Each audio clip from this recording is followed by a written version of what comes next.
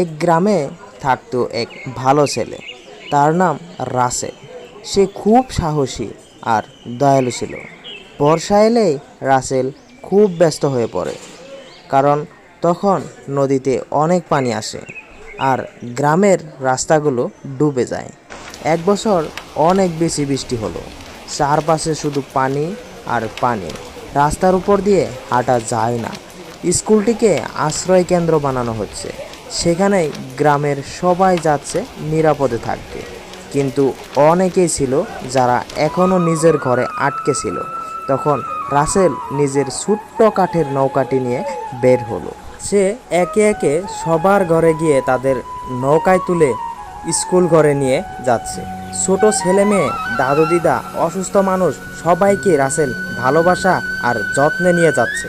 পথে অনেক পানি ছিল, মাঝে মাঝে নৌকা ঢুলে উঠছিল, কিন্তু রাসেল মোটেও ভয় পায়নি।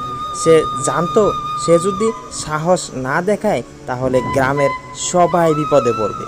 হঠাৎ রাসেল শুনল, বাঁচাও, কেউ আসো।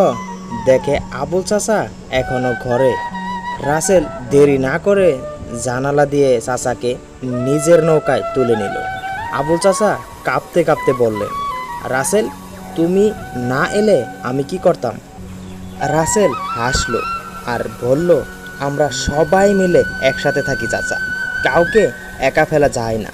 রাতে সব মানুষ স্কুল ঘরে নিরাপদে, আর রাসেল নিজের নৌকার পাশে বসে চাঁদের আলোয় দেখে তার প্রিয় গ্রামটা এখনও ঠিক আছে, সবাই ভালো আছে।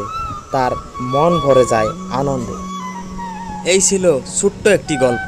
গল্পটি যদি ভালো লেগে থাকে অবশ্যই লাইক এবং সাবস্ক্রাইব করে আমাদের পাশে থাকবেন পরবর্তী গল্প শোনার জন্য। ধন্যবাদ।